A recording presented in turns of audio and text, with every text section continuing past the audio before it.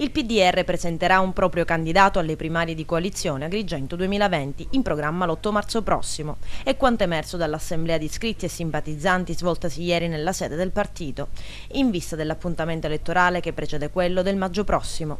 In questi giorni si parla di una possibile candidatura unitaria a sindaco e si è fatto il nome di Maria Iacono, deputato nazionale del PD. Intanto il PDR si prepara alla tornata di maggio con un dettagliato programma. Centro storico, nuova visione del parco archeologico e deroga al settore commerciale, i punti qualificanti allo studio di una commissione composta da Carmelo Terrasi, Nuccia Palermo e Arturo Tortorici.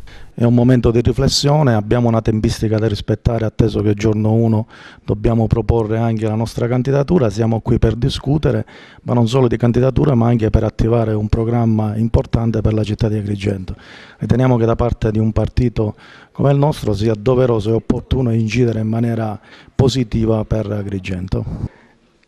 Con la riunione di questa sera il PDR ha detto chiaramente di essere pronto per affrontare le prossime primarie di coalizione di Agrigento 2020.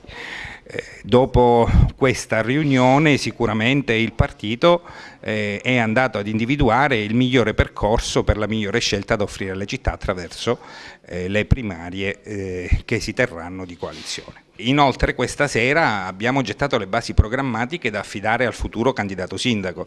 Noi abbiamo parlato fermamente di una nuova visione del centro storico, parlando di alleggerimento del centro storico, una nuova fruizione del parco archeologico che deve essere rivista rispetto alle necessità sociali e commerciali della nuova città. Il piano particolareggiato del centro storico va sicuramente rivisto, così come nel piano regolatore generale sicuramente ci sono delle aree che possono portare sviluppo ed economia.